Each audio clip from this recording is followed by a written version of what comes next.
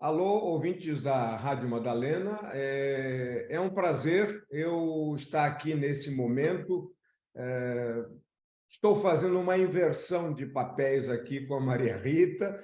A Maria Rita normalmente é a âncora desse programa, né? Então, inclusive, me entrevistou no último programa do ano e eu aqui com, com uma, com muita honra estou iniciando a programação de 2023, justamente com quem?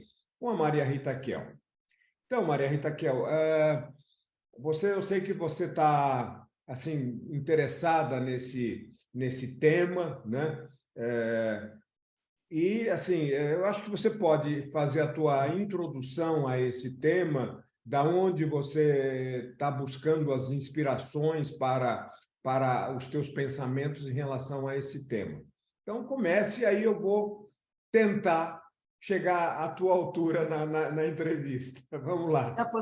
Quer apostar que você consegue, Mauro? Tadinho, tão limitado. Boa tarde para você, obrigada por essa inversão de papéis. Boa tarde, ouvintes da Rádio Madalena. Então, eu sugeri um tema que eu vou explicar, que seria a banalização da maldade, ou a maldade se banalizou. Na verdade, esse texto já está pronto, mas eu não vou ficar lendo na tela, nem consigo ler ao mesmo tempo que eu estou aqui com o Mauro na tela. Deve ter um jeito, mas eu sou muito ruim de informática. Esse texto, na verdade, Mauro, ele vai ser, deixa eu já fazer um pequeno divulgação aqui, ele vai ser o prólogo de um livro que eu vou lançar esse ano, que se chama Ensaios da Pandemia. Ele tem outro nome, daqui a pouco eu vou lembrar. São os ensaios que eu escrevi durante a pandemia. Lembrei. Ele se chama Tempo Esquisito, claro. Tempo Esquisito. Ensaios da Pandemia. Ele vai sair agora. Mas é só para fazer um merchandising aqui rápido. Então, um dos textos que eu escrevi se chama A Maldade se Banalizou. E por que eu escrevi esse texto? E vamos falar dele. Espero que o Mauro faça perguntas difíceis, porque a questão não é se você entende do assunto ou não, você está em outro assunto, você é um médico, enfim. Eu também não entenderia nada, mas eu consegui te entrevistar, mesmo no de medicina. Por que eu escolhi esse texto para falar aqui hoje, né? Primeiro que é evidente que o Brasil sob Bolsonaro, e esse é um período que estamos felizes de se encerrar, mas não se encerrou completamente com aqueles ataques que a gente viu a esplanada lá em Brasília, né, que foram horrorosos, já foi depois da posse do Lula. Né? Então, a maldade que se espalhou durante o governo Bolsonaro, ela está aí. Na psicanálise, a gente fala muito na questão do tabu, né? E o único tabu que a gente acha que é importante se sustentar é o tabu do incesto, evidentemente, né? Que o incesto, inclusive, psicotiza o filho. A questão não é só moral. Né? Uma mãe que seduz o filho, ou um pai que seduz a filha, pode também causar danos psíquicos horrorosos nesse filho ou nessa filha. Né? Então, esse tabu é importantíssimo. Outros tabus a gente derrubou, né? O tabu da virgindade, o tabu de que o país só tinha ordem sobre o governo militar. Felizmente, um monte de tabus a gente derrubou. Né? E a maldade, quer dizer, a inviolabilidade do corpo do outro e da dignidade do outro, não é só o corpo, que eu posso fazer muito mal difamando uma pessoa ou humilhando uma pessoa em público. Enfim, então, a dignidade do outro, do corpo e da pessoa, me parece que deve continuar sendo um tabu. Né? Não se pode quebrar isso, não se pode romper isso. Não é uma questão de que seja necessariamente ilegal eu ofender alguém, né? Ou eu difamar alguém, mas é bom que isso se mantenha. Isso só para fazer um prólogo que não tem a ver com o que eu vou falar depois. Né? Bom, a maldade, quer dizer, o livre exercício da maldade também devia ser um tabu, devia ser proibido. Né? E nós temos um presidente, ainda bem, eu falei como se não tivesse em 2022. Tivemos um presidente que, nesse sentido, quebrou tabus da dignidade humana. Ele não quebrou tabus ligados a preconceitos bobos, que a gente tem que quebrar mesmo, morais antigas que a gente tem que poder renovar mesmo, etc. Quer dizer, na hora em que começam as mortes por Covid, por exemplo, né? E ele começa a imitar uma pessoa, ai, estou sufocando, nem gosto de tentar imitá-lo imitando, enfim. Ele quebra um tabu que não era para ser quebrado. Quer dizer, você respeita, no mínimo, quem está muito doente, e principalmente quem está doente à beira da morte, porque a Covid matou um monte de gente. Não era só uma gripezinha, como ele diz. Não é? Então, quando você quebra esse tipo de tabu, algo que devia ser ou muito sagrado ou muito importante para ser respeitado, se torna banal. Né? O mal se banaliza. Bom, vira uma pagininha. As pessoas, às vezes, em comentários de grupos, etc., diziam: é a banalidade do mal, é a banalidade do mal. Né? E eu gostaria também de poder fazer uma observação sobre isso, porque essa expressão, criada pela Hannah Arendt, quando ela foi assistir o julgamento de um dos piores carrascos nazistas, o Eichmann, ela foi a Jerusalém assistir o julgamento do Eichmann, e esse livro é um livro dela que eu recomendo, quem não conhece, todos os livros dela estão traduzidos em português, se chama Eichmann em Jerusalém. Eichmann escreve Eichmann, não é? Para quem não está entendendo o modo como a gente fala aqui também, a fala não é tão nítida, não é? Eichmann em Jerusalém. E ela fica muito espantada com as alegações desse sujeito, desse carrasco, se defendendo, porque ele dizia: eu cumpria ordens, eu cumpria ordens, eu cumpria ordens. E ela, então, vai chamar isso de banalidade do mal. Ou seja, a banalidade do mal, que as pessoas confundem com uma maldade banal, né? Eu dar uma rasteira num cara que está andando de muletas, seria uma maldade muito grande e banal, no sentido de que eu posso nem dar bola e sair dando risada. Não é que seja banal de verdade, mas se eu fizer isso e sair dando risada, eu estou banalizando a maldade que eu fiz. Mas não é isso que é a banalidade do mal. A banalidade do mal, para a Hannah Arendt, já que ela criou conceitos, temos que ser fiéis a esse conceito, não é? Eu estava apenas cumprindo ordens. Então, é como se esse sujeito, esse carrasco, assim como vários torturadores aqui da ditadura militar, não é? Que não foram julgados, então não tiveram que se justificar que estavam cumprindo ordens, não foram julgados como foram na Argentina, no Uruguai e no Chile.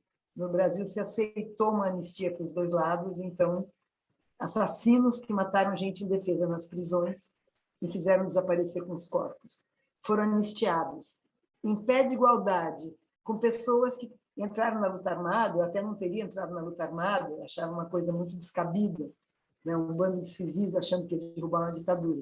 Mas entraram na luta armada para tentar livrar o país de uma ditadura. Né? Então, essa equiparação, não é completamente descabida, e a anistia que foi para os dois lados.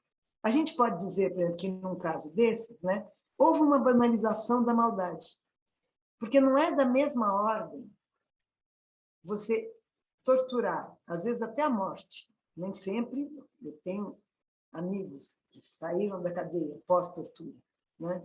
Mas nem sempre até a morte. Mas até a morte. Por exemplo, a irmã do conhecido, já entrevistei aqui, Bernardo Kucinski, a Ana Rosa Kucinski, e o seu companheiro, Wilson Gomes, são desaparecidos políticos. Né? Hoje em dia tem vocês me perdoem, acho que é um viaduto com o nome deles, aqui na Marginal.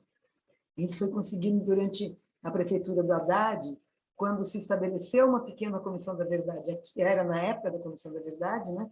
Se estabeleceu uma comissão da verdade do Estado de São Paulo e houve muitas manifestações, por exemplo, o viaduto Costa e Silva passou a se chamar viaduto João Goulart, né? Isso foi uma demanda o elevado Costa e Silva, desculpa, passou a se chamar elevado João Goulart, foi uma demanda da Comissão da Verdade de São Paulo.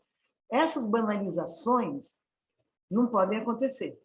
Não é? Não se pode, quer dizer, claro, como era a ditadura, eles achavam realmente que o Costa Silva era um herói, deram o nome dele para o viaduto, mas a população, convivendo com isso, precisou passar muito tempo, precisou o Haddad ser eleito, né, no começo dos anos 2000, para se mudar esse nome desse elevado.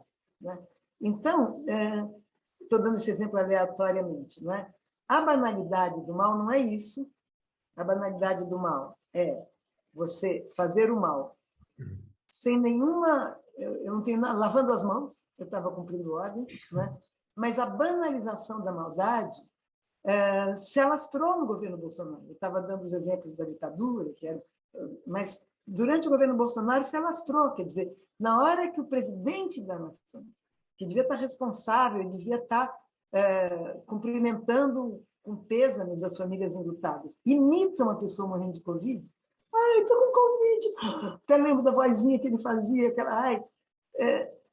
Isso é uma maldade banalizada, não é? Ali ele devia ter caído. Felizmente, ele não foi reeleito, mas ali ele devia ter caído. Né? Na hora que ele fala que é uma gripezinha, e que, como quem diz, só os fracos vão morrer, né? E daí que fossem só os fracos? Você não autoriza as vacinas, você não importa as vacinas, não compra as vacinas, e quando as vacinas chegam, ainda faz campanha contra as vacinas, porque só tem que proteger os fracos, então não tem que proteger os fracos. Né? A gente pode ficar conversando aqui sobre exemplos, e eu espero que você também me lembre de coisas, porque é isso que eu estou chamando de a maldade se banalizou, né? A banalização da maldade.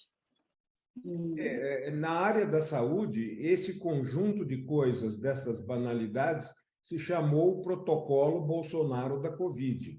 Né? Quem diz essas palavras foi o ministro da Saúde do Bolsonaro, o Mandetta, tem declaração dele falando sobre o protocolo. Incluiu tudo isso que você falou. Sim. Né? Então, é um conjunto de maldades, não é?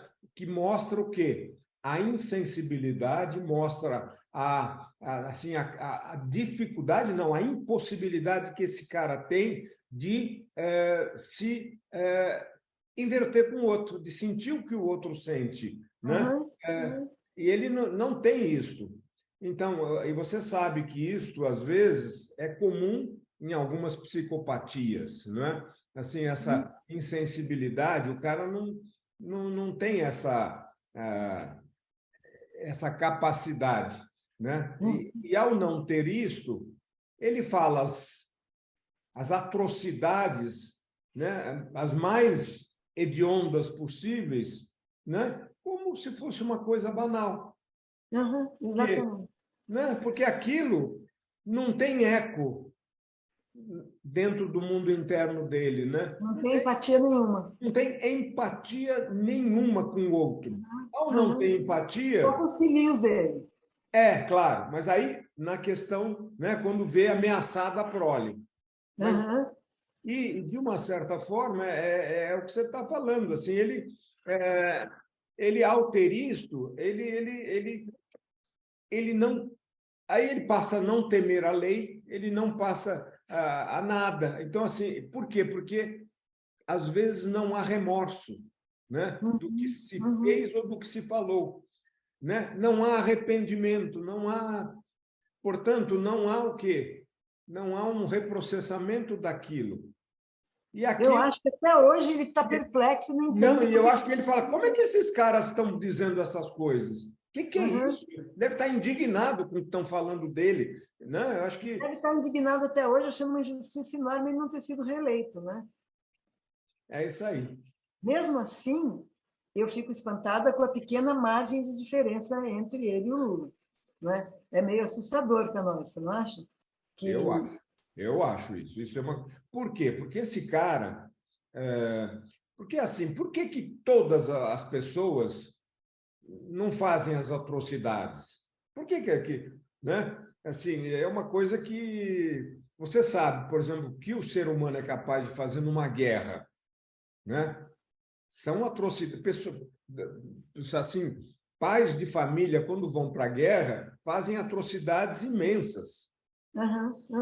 E a história é a mesma do Eichmann, né? É a mesma coisa.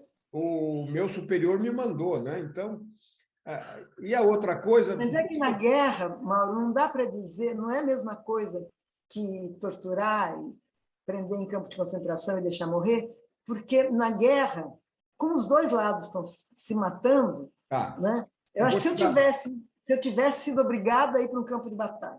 Né? Então, eu vou te dar uma outra situação. Tá. Por exemplo, quando acontecem os blackouts nas cidades. Você sabe que nesse período as pessoas agridem, estupram, roubam, sequestram, fazem o que há, deixam aquela maldade aflorar.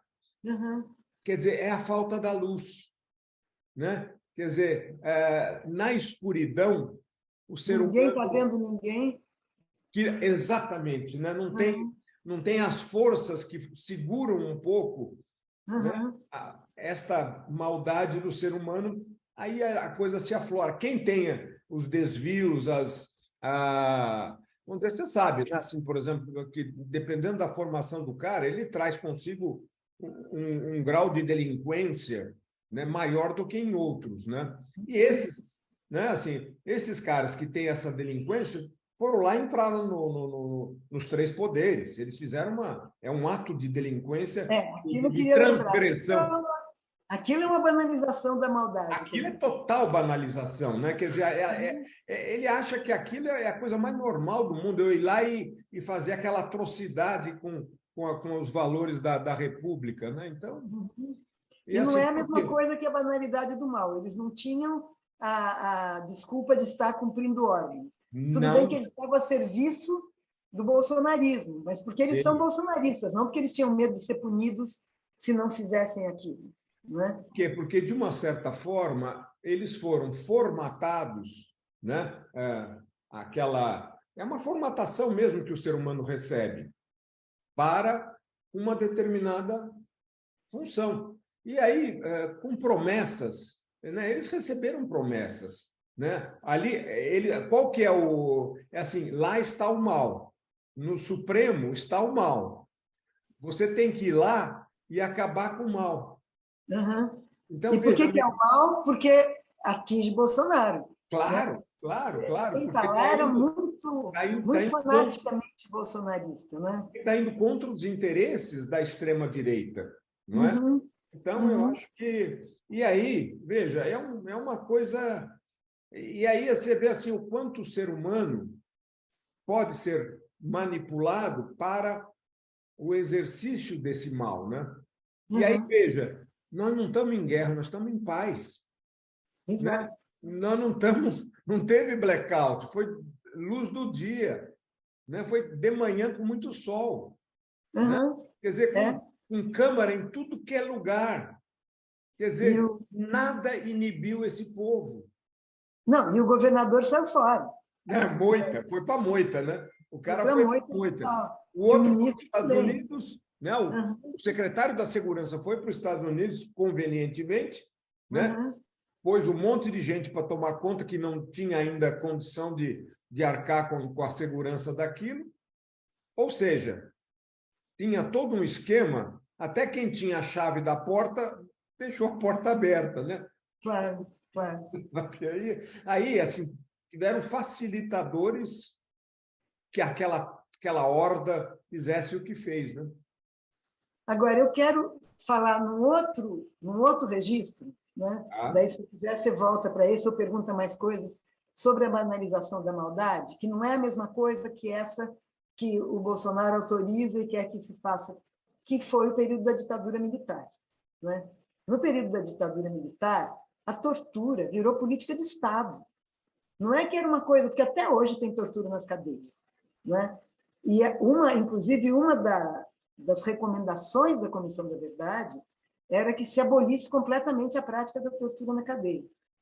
Mas daí você me lembra depois que eu quero falar também das consequências da Comissão da Verdade. Né? Mas na ditadura militar, quer dizer, em nome do bem, digamos assim, né? Da proteção do país, porque os subversivos, as pessoas queriam um governo de esquerda, né? Queriam lutar por um governo de esquerda.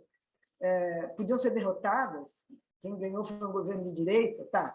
Mas aí, quer dizer, daí a você torturar, algumas vezes torturar até a morte, né? Porque não é difícil, mesmo eu sou contra qualquer tortura, mas se você tortura até um certo ponto e percebe que o cara está morrendo, se você tem um mínimo de sensibilidade, não precisa nem dizer de bondade. Você para, né? Mas a ditadura, os algozes ali, né? Torturaram, mataram e mais, esconderam corpos. Ou seja, privaram os familiares, além de privar dos entes queridos, maridos, esposas, filhos, filhas, né? Privaram desse direito humano que diferencia os homens dos animais, que é de enterrar os seus mortos. Só o homem enterra seus mortos.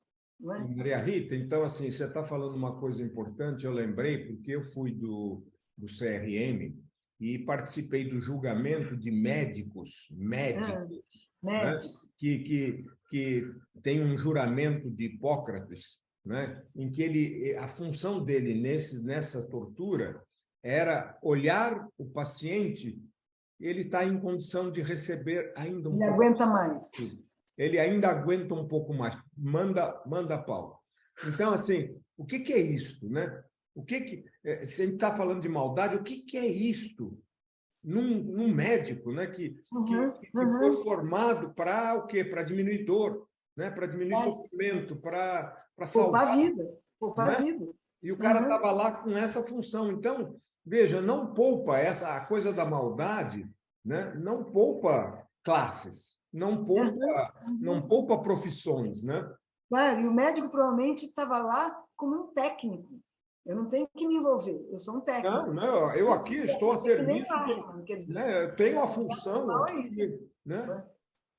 Agora, deixa eu. Você tem toda a razão. Voltando aí.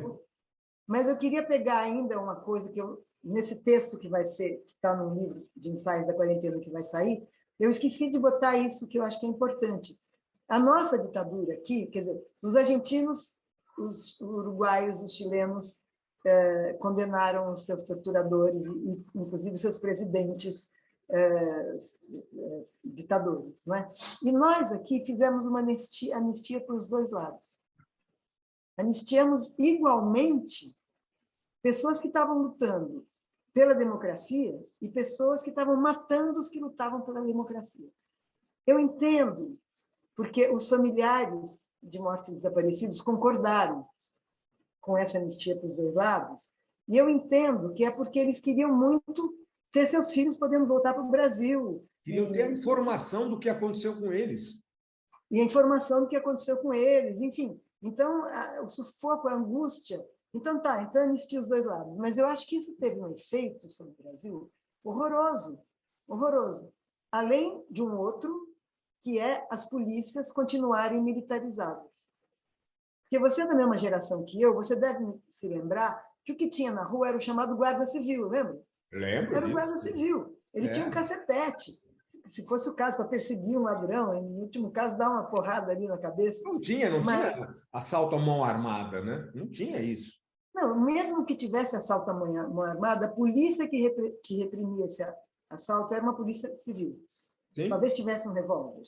Mas a polícia militar, ela tem um treinamento, porque o exército ele combate países invasores, países. Então, o treinamento da polícia militar é de quem está combatendo um inimigo interno, não é? Quer dizer, no próprio país, os brasileiros se tornam inimigos internos de uma polícia que é militarizada, não é? A polícia no Brasil é a que mais mata, pelo menos na América do Sul. Isso eu lembro do tempo da Comissão da Verdade, mas talvez seja a que mais mata no mundo, mas isso eu não posso afirmar, porque eu não conheço a polícia do Timbuktu, não conheço a polícia de Moçambique, não conheço, enfim, a polícia como é que chama? Embaixo da Rússia, ali, esqueci, da Ucrânia, enfim. A Ucrânia. Então, não dá para dizer, mas que é a que mais mata dos países que tiveram ditadura militar, e mata mais agora que acabou a ditadura. Primeiro, que a polícia é maior, a efetiva é maior. Segundo, porque a polícia mata e não é julgada, porque sempre tem essa desculpa da resistência seguida de morte, não é? E se ele disser que é resistência seguida de morte, ninguém vai investigar, né? Mata pobre, mata preto, mata o cara que esbarrou nele sem querer e ele estava assustado e aí pum, atire para matar, né? Quer dizer, as mortes pela polícia aumentaram. Uma das recomendações da Comissão da Verdade era a desmilitarização das polícias. Porque a polícia interna de um país ser uma polícia militar também é uma forma de banalização da violência. Não vou dizer da maldade, não necessariamente da maldade. Aí é violência, né? O uso da violência se banaliza. Às vezes é maldade mesmo, não é? Como em Paraisópolis, por exemplo. O que é aquilo? Entrar atirando, né? Na comunidade. O que é aquilo? Ou aquele Genivaldo. Carandiru, né? Genivaldo que a polícia parou o carro dele e deu não sei quantos... Genivaldo Rosa, né? Que chamava. 86 tiros. 86 tiros no carro dele. Nossa. Quer dizer... Ele está lá com a família passeando e... caso tenham parado, desconfiado que o cara era roubado, pede os documentos, mas chega atirando, né? Teve um outro lugar depois de Paraisópolis, teve uma outra comunidade no Rio também, você lembra? A gente não lembra agora o nome, não sei se é Chapéu Mangueira, não lembro. Que também chegaram atirando, mataram um monte de gente, numa das casas mataram criança. E aí, Maria Rita, eu acho que, por exemplo, a gente pode ir por um lado que aí é meio consequência. Eu acho que nós estamos numa política das drogas, não é? Que também fez com que esta polícia entrasse matando, né? Porque, claro, não é? Então, assim, essa política de repressão, e a gente nunca olhou, né, no lado saudável da sociedade, que são os consumidores das drogas que vão buscar lá nos morros e nos pontos. Esses não levam tiro, a não ser que por acaso tivesse na área errada. Não, assim, isso aí é outra coisa. Então, nunca ninguém olha para isso. E aí a gente monta, aí nós entramos num círculo vicioso, né, que em algum ponto, né, assim como tem médico que faz o que nós sabemos que faz, na polícia também tem, né? Na polícia tem o sujeito violento e, de uma certa forma, até tem que ter, porque o que eles enfrentam também não é... Eu já vi o comandante falar, nós não podemos entrar lá na favela com flores. Eu gostaria que eles pudessem entrar com flores. Você pode até entrar armado para ninguém atirar em você, mas você não pode entrar e atirar em todo mundo sem... Então, eu acho particularmente que assim, a minha sociedade ideal ela é desarmada. Ela é desarmada. Eu acho que quem poderia ter arma é só exército. Eu concordo com você. Porque assim, ou forças de segurança, porque assim, quem na sociedade andar armado, aí sim a gente pode dizer bandido, e ele está com mal intenção. Esse eu estou autorizado a prender. Esta seria uma sociedade ideal. Né? Não teria CACs, não teria clubes que favorecem aí os atiradores, que nem esse agora que quase morreu. Não sei como está o estado dele, que a ressonância puxou a arma dele e vendeu. Puxou a arma dele. Quer dizer, a vida nos mostrando que aquilo está errado, né?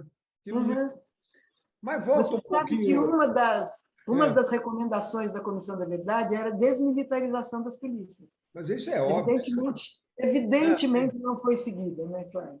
Você sabe que eu sou o cara que quando ouvi aquela música Imagine, do John Lennon, eu falei assim, eu quero isso aí. Eu quero tudo isso que você está dizendo aí. E eu vejo, infelizmente, que está cada vez mais distante tudo aquilo, né? Os países, né, sem fronteira, só os médicos sem fronteiras existem. Os países cada vez estão com as suas fronteiras mais elevadas, mais defendendo as suas fronteiras, etc.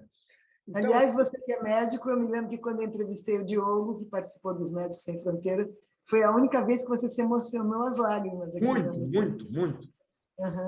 Né? Porque, assim, eu, como médico, eu fui formatado para sentir o sofrimento do outro e tentar, né, fazer algo por aquela provavelmente você virou médico porque já sentia o sofrimento do outro. Grande chance. Você teria escolhido uma profissão mais facinho. Não, e ser médico não é uma coisa simples, né? Ser psicoterapeuta não é simples, né? A gente tem que estar trabalhando com o quê? Com dramas, com sofrimento humano. Claro. Né? Então, assim, tem coisa mais gostosa na vida para fazer, né? Quando eu pego a guitarra e toco, eu acho que é mais gostoso aquilo. Mas eu acho que é diferente, eu imagino, porque, tudo bem, nos anos 80, que eu era mais inexperiente, eu tive 2 pacientes que se suicidaram. Me fez um mal. Nossa, faz um mal isso. Me fez um mal horroroso. Depois disso, eu inventei um dispositivo para os deprimidos. E eu acho que deu certo, porque pelo menos suicídio eu nunca mais tive. Que é o seguinte: o cara vai me ligar todo dia, 3 vezes por dia, mas em hora marcada. A hora marcada é importante pelo seguinte: Perfeito, perfeito. não é ligar na hora de pedir socorro. Você tem que ficar atento e vai ligar às 10, e vai ligar às 15, e vai ligar às 20. Né? E você sabe que não só...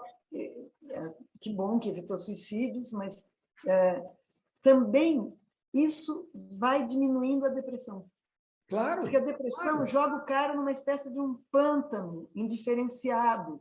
Que não tem volta. Ele acorda, não sai da cama. Não tem volta, né? Não tem volta, não tem mais significado estar aqui, né? Isso. E, de repente, só essa bobagem de obrigar o cara a organizar o tempo dele. Eu preciso ligar para a Maria Rita, eu preciso ligar. Isso. E desfoca. Claramente, eu não lembro se alguma vez alguém deixou de ligar, sabia? Não me lembro, talvez tenha acontecido. Mas esse dispositivo que foi depois desses 2 suicídios que me deixaram péssimo. Claro. Né? A culpa é da gente. Não tem como a gente não achar que a culpa é da gente.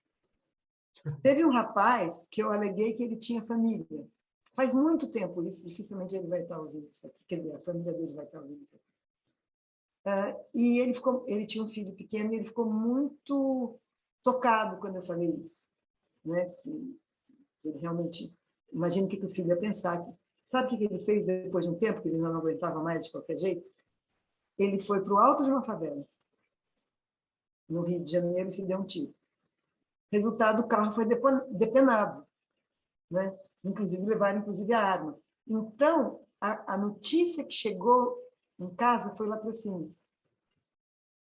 Quer dizer, ele estava tão desesperado e, ao mesmo tempo, ele queria poupar a família, e o filho, principalmente, que o jeito como ele fez poupou a família. Mas ele, mesmo assim, quis morrer. Que coisa, hein? É terrível, né? Que cena terrível esta. Assim, tirou meu mês de férias, virou um mês de luto. E foi durante as férias que eu soube disso.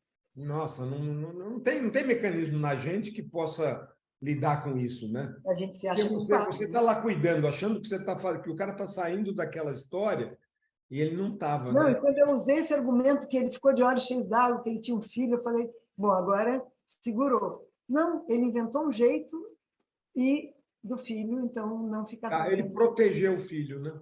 Protegeu o filho, sim. Ao mesmo tempo que é muito tocante da medida do desespero dessa pessoa. Né? E aí, assim, você sabe que isso não passa pelo emocional, né?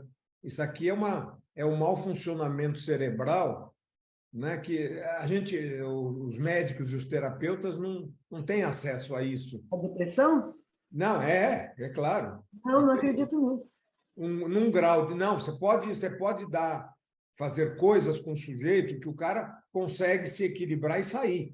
Né? Uhum. E às vezes você usa remédio para aquilo que está faltando lá para poder não estar deprimindo, aquilo funciona um pouco melhor.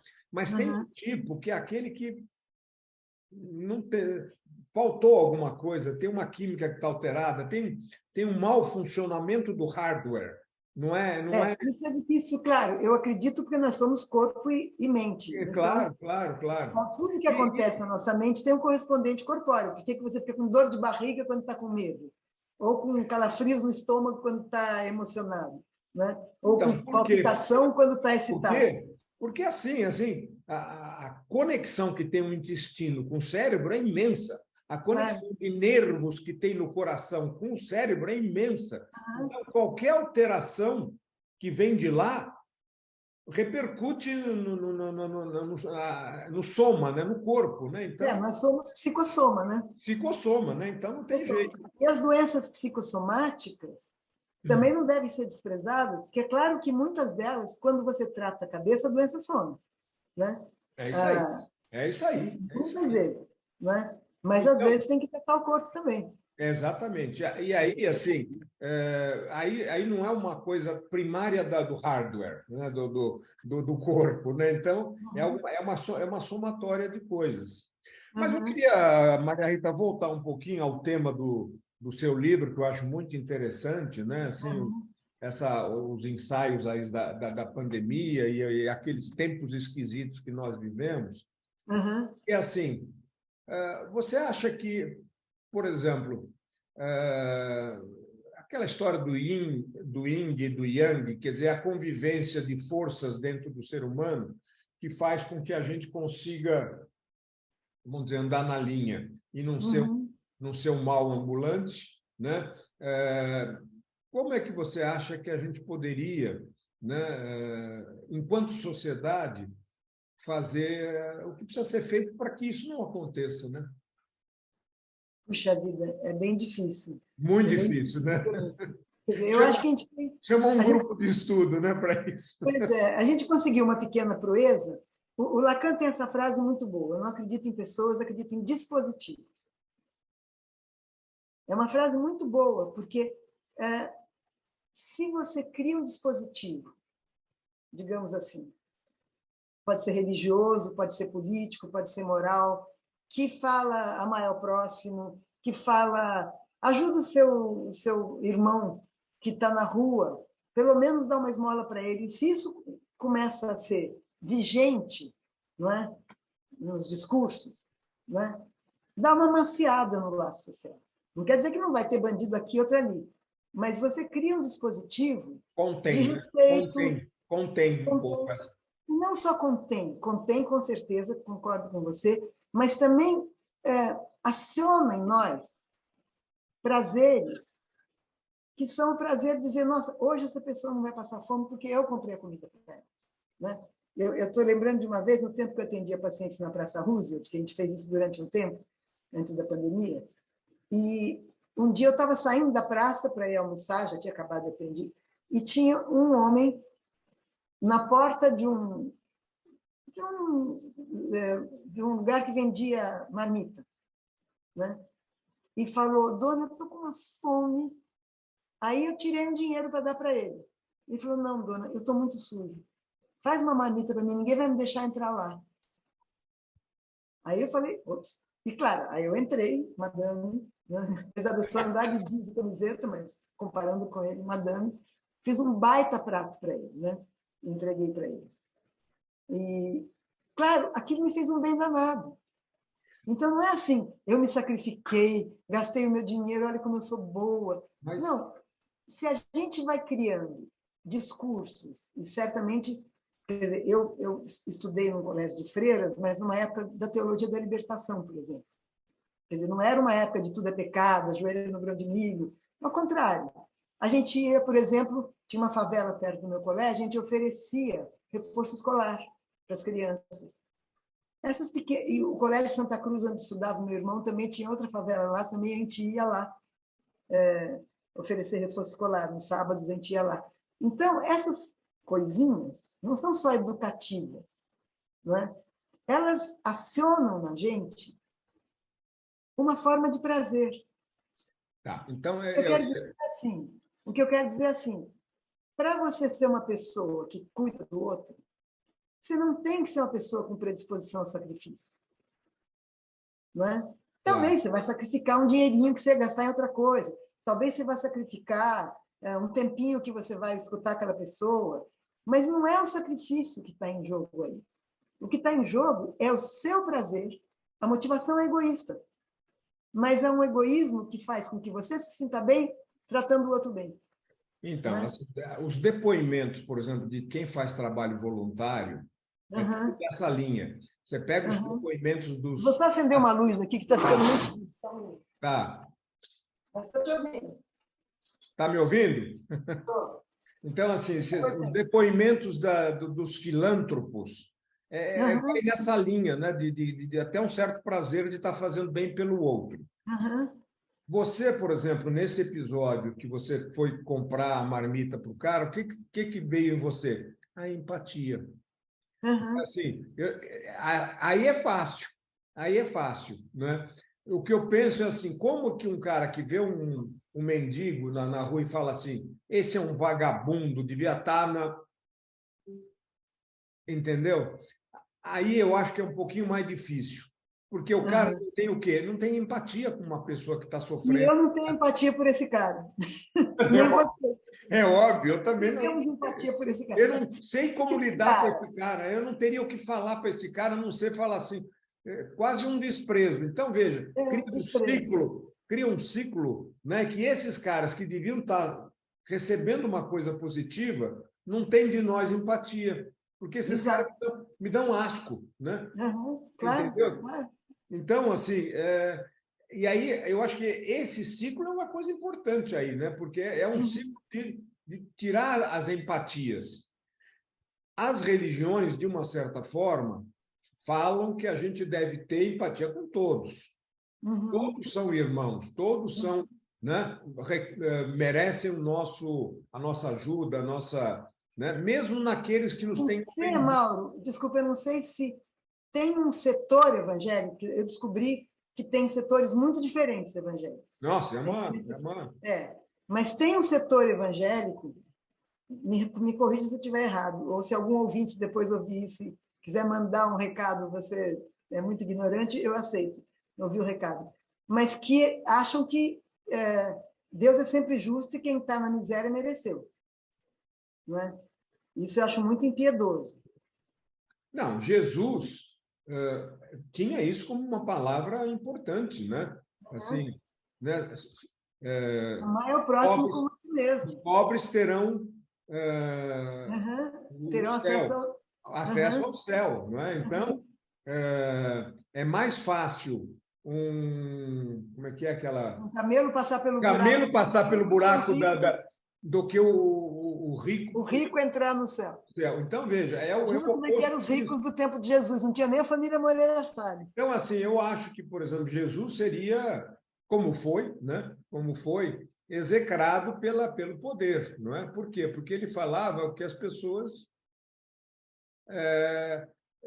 tinham que fazer, e ele falava um pouco isso que a gente está falando aqui, né?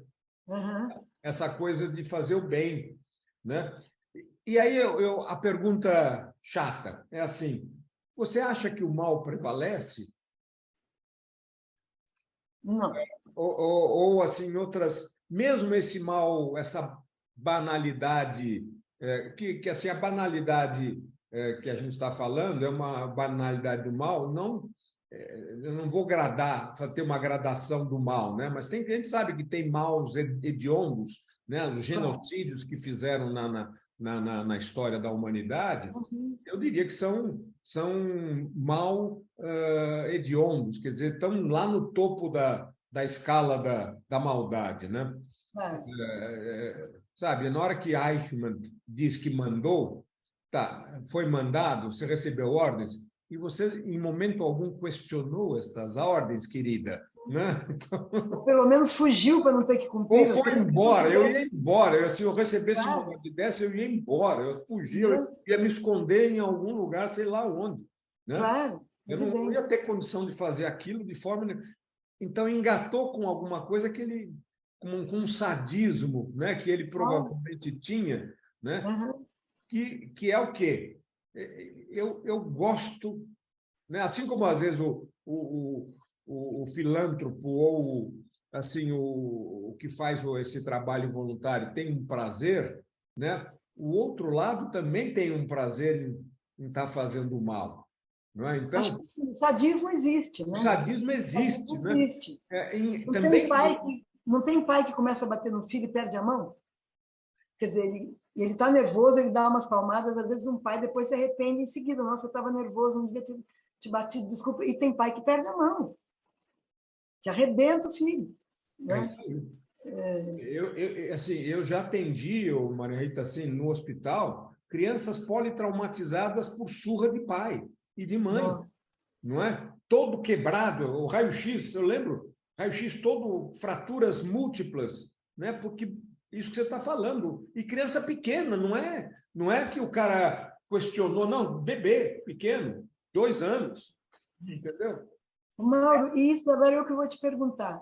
Quando aparece uma criança assim no hospital, o hospital tem algum dispositivo? Não, ele é obrigatório a denunciar isso para a polícia. Tá? É obrigatório. Você vai, não é polícia, você tem aqueles órgãos de proteção à infância, né? Você Não, você é obrigado a denunciar isso. Devolver para os pais. Você tem que denunciar. Isso aí é crime. Isso é crime. Claro.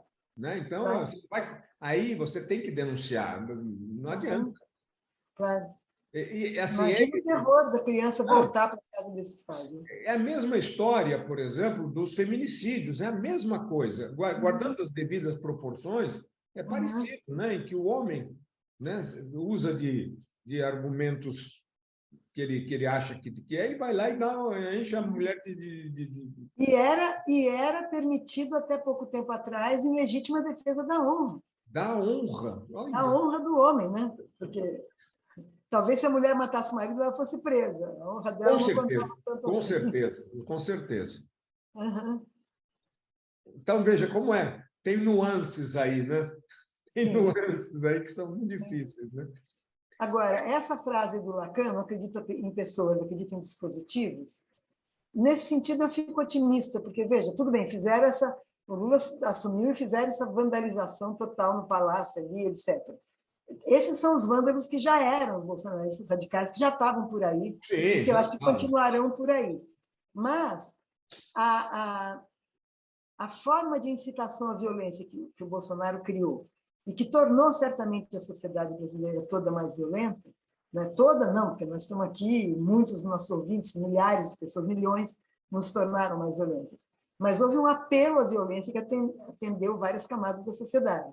Eu tenho a impressão, por falar em acredito em dispositivos, que o tipo de dispositivo de discurso que o Lula vai criar, e também de modo de administrar o país, quer dizer, não vai tirar sarro de gente que está morrendo de Covid, né? Vai aumentar os serviços de saúde. Na hora que ele está dizendo para os reitores, eu posso escolher o que eu gosto. Não, mas é você que vai escolher. É você que sabe melhor que eu quem é o melhor candidato. Claro, claro. É uma coisa tão lógica. Tão lógica. Né? E assim, esse é um dispositivo em que você quebra o quê? O autoritarismo. Eu que indico, eu é que mando. Né? Eu sou a pessoa que tem o poder. Então, assim, Bolsonaro, quer dizer, ele é o imbrochável, né? Porque ele, a toda hora, precisava mostrar que ele tinha potência. Ou seja, talvez seja meio duvidosa essa questão, né? Por que tem que exibir tanto? Assim, exatamente. Quem tem não precisa dizer toda hora, não é verdade? Acho que você já... Você não precisa dizer toda hora que você é inteligente. Você está sabendo que você é. Moita. Ficou na moita. Fica na moita. É isso aí, é isso aí. Então, assim, a bem da verdade, Maria Rita, eu não controlei a hora. Você me desculpa que eu estou aqui, eu embarquei e nem sei... Eu queria dizer mais uma coisa, então, por causa da questão do feminicídio. Né? Você certamente conhece, mas se tiver ouvintes mais jovens, talvez nem saibam quando que o feminicídio passou a ser crime. Porque até a morte da... Ai, meu Deus do céu! Daqui a pouco eu vou lembrar. Isso, o cara que matou a mulher. Eu estou com ela, estou com a imagem. Nós vamos lembrar os dois ao mesmo tempo. É. Ela foi assassinada pelo marido, e até aí existia uma prerrogativa para o marido que matava a mulher em legítima defesa da honra. Né? Quer dizer, se a mulher te trai... Ela tinha traído ele, ele se arvorava no direito de matá-la porque ele foi ferido na honra. Exatamente. E isso era... Gozado, eu estou com o Zuzu Ângelo na cabeça, mas era Zuzu. Não é Zuzu Ângelo, não. Não, a Ângelo não era, mas não era uma Zuzu, que era essa mulher que foi morta? Bom, vamos lá. É no Rio de Janeiro, né? Foi no Rio de Janeiro, não é? Foi no Rio de Janeiro. Isso, aí, quando... Eu estou com ela. A Ângela Diniz. Doca Street. Ele era do Doca Street e ela era a Ângela Diniz. Lembramos ao mesmo tempo. Eu falei, o Ângelo, não, Ângela Diniz. E quando ele foi inocentado em legítima defesa da honra, porque, sei lá, se ela o traiu, se ele suspeitou, tanto faz, né? Se ela o traía, porque ele também já não devia estar feliz com ele. Mas aí surgiu uma campanha interessantíssima, você deve lembrar, Quem Ama Não Mata.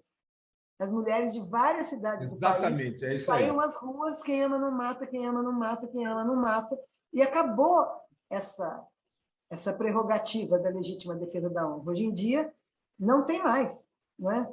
Não tem mais. Então, falando da banalização da maldade, isso que parecia banal, não é?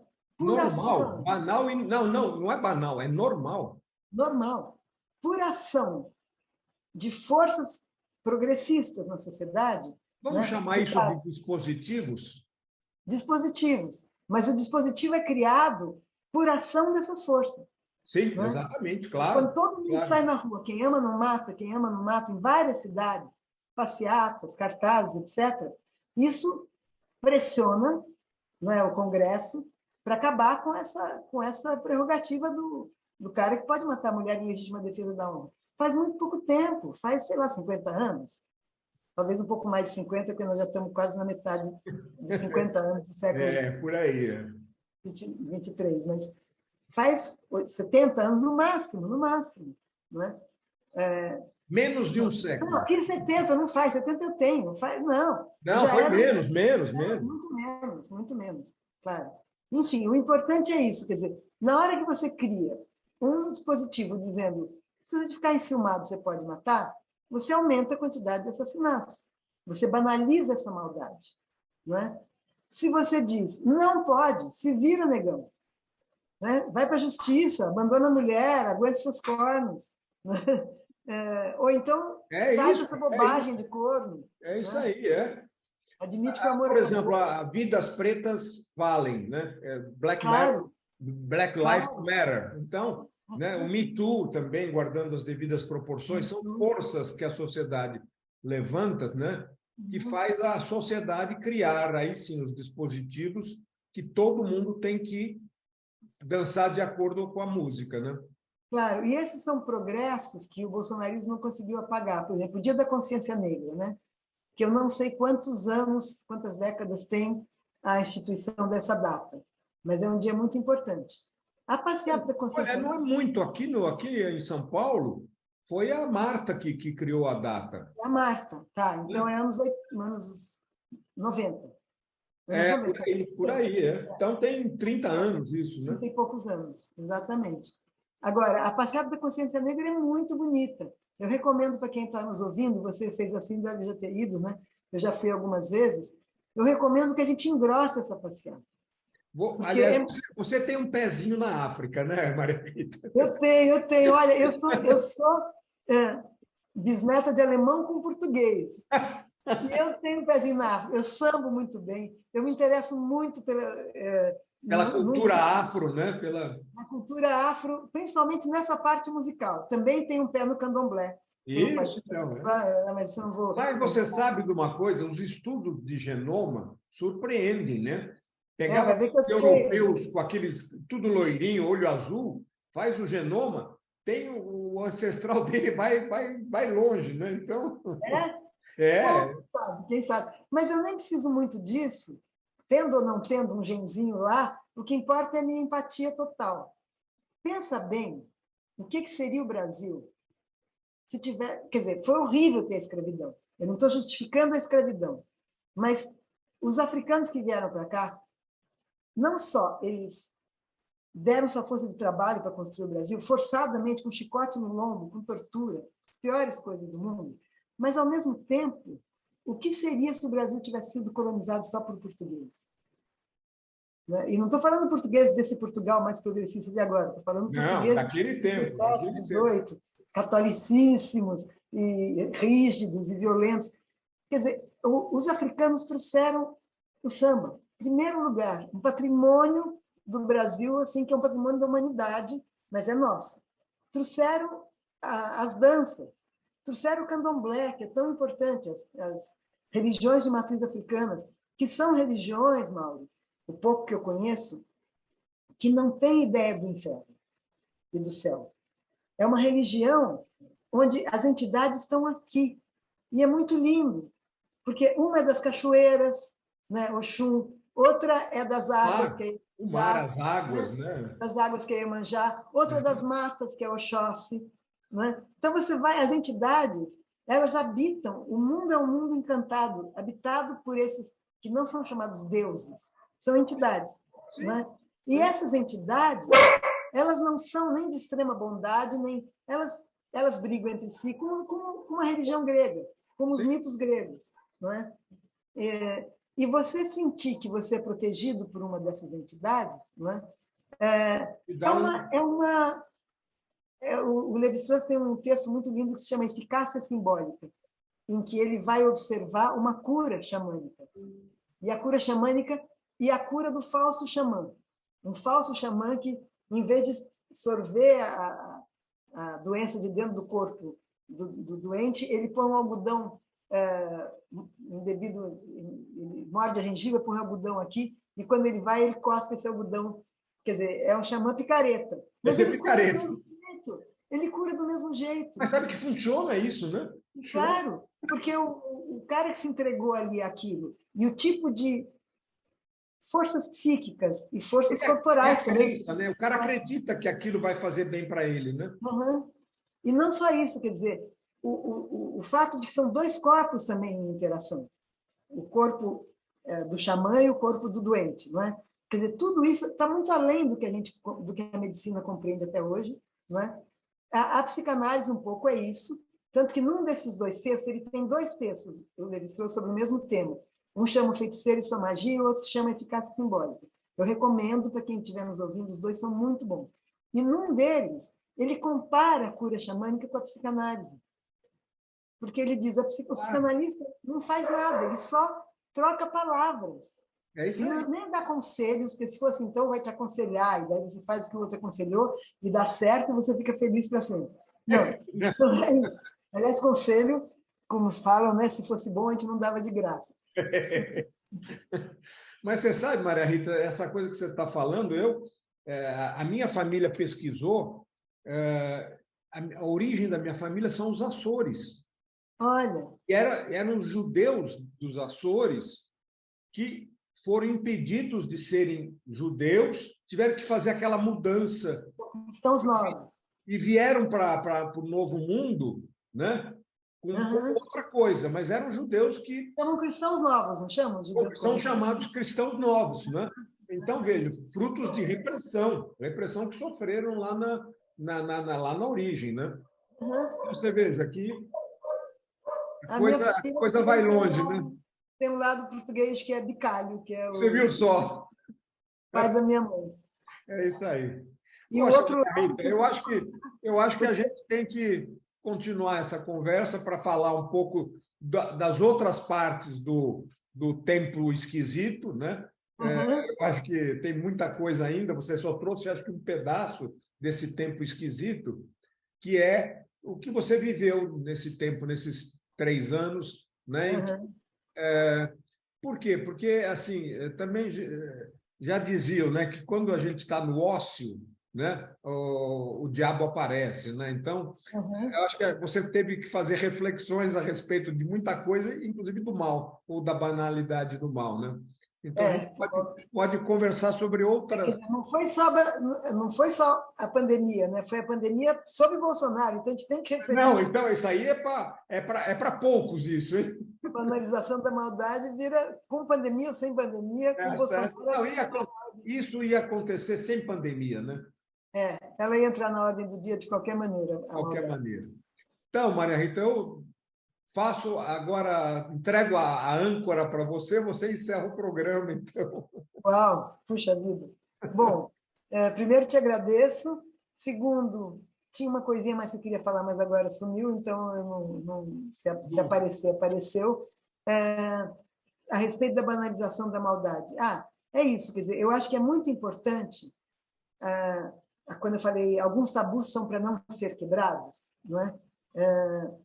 E como o Bolsonaro fez questão de quebrar, claro que eles sozinhos não têm essa força, uma parte da sociedade continuou, as pessoas chamadas pessoas decentes, as pessoas empáticas continuaram. Pessoas de bem, né? De bem, mas é que pessoas de bem, hoje em dia é confuso, porque confunde com as pessoas de bens, não é? As pessoas de bens é isso aí. Mas as pessoas legais, digamos, as pessoas que se importam com o outro, vamos nos incluir nesse grupo, não é?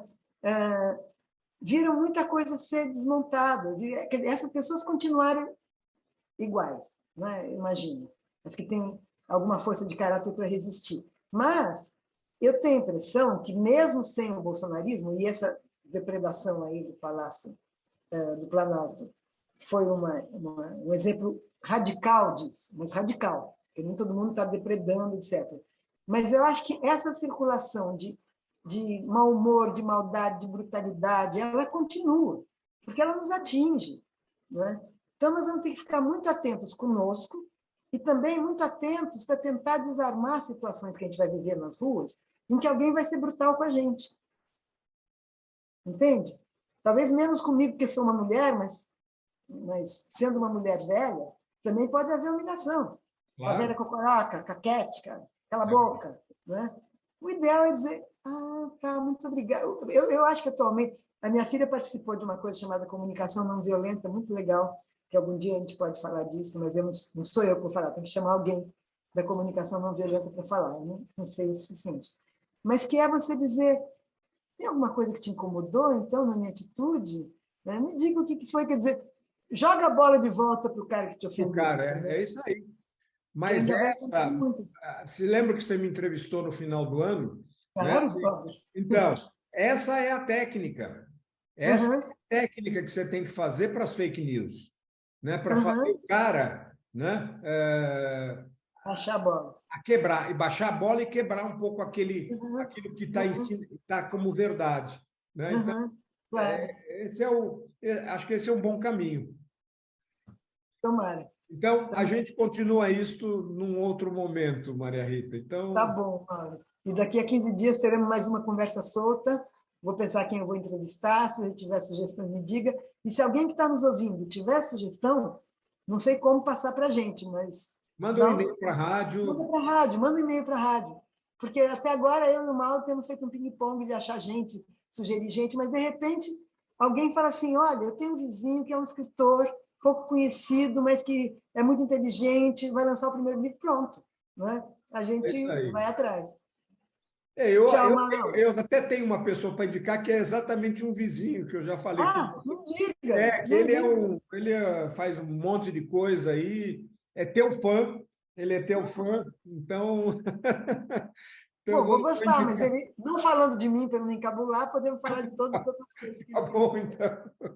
Mauro, um beijo, abraço para todos os ouvintes, obrigada e até a próxima. Até a próxima.